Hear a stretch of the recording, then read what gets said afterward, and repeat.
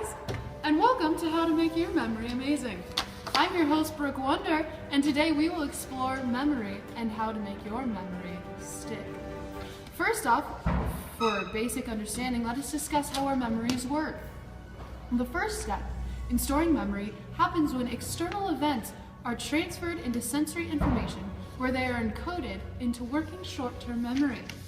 Short-term memory is a system that processes and works with current information. Then, the memory is encoded once again and transferred into long-term memory storage, where it is much more permanent and can be held for long periods of time.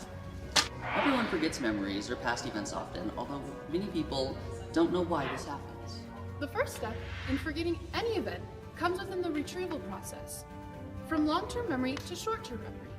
This can also be called recalling, a memory in which is echoing or replaying a pattern of neural activity that was originally generated in response to a particular event, echoing the brain's perception of the real event.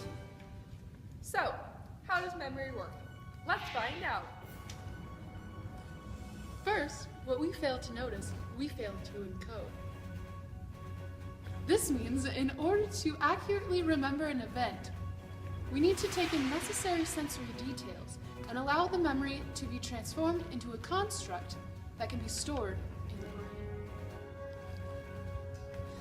Not only do we have to pay attention to the concepts we're trying to learn, but we also have to actually understand the meaning. There are two types of memory processing, shallow and deep. Shallow memory processing is encoding information based on basic auditory or visual inputs. For example, the appearance of a word. Deep processing, on the other hand, is encoding based on understanding of a concept. For example, instead of learning the aesthetics of a word, it would be learning the meaning behind the word itself. Deep processing is much more efficient of the two for actually retaining information in a meaningful manner. The best way to remember new information is connecting it to something meaningful or related to our personal lives. For example, if you're driving down the road and you see a car accident and you've been in a car accident yourself, it will trigger the memory of your own car accident and the memories will come back to you. The order in which we receive new information matters. Say we make a grocery list, and then once we get to the store, we left it at home. The serial position effect explains our tendency to remember the first and last items of a list, and the whole middle turns into a blur.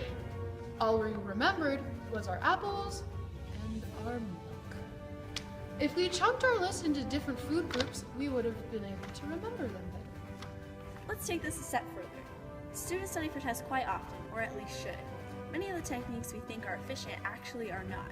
One of the most common methods that students use for memorization is highlighting. Teachers ask us to highlight important information or underline all the time. This actually does not help us remember this new information. Flashcards and self-tests are good ways to study because they require us to come up with answers ourselves, which is powerful for memorizing. These methods can be applied to pretty much any subject, being extremely versatile. This strategy works because practice testing triggers a mental search for long-term memory that activates related information, forming multiple memory pathways that make the information easier to access. Anyone from preschoolers to middle-aged adults can benefit from practice testing. And now you know how to make your memory last longer. Thanks for watching!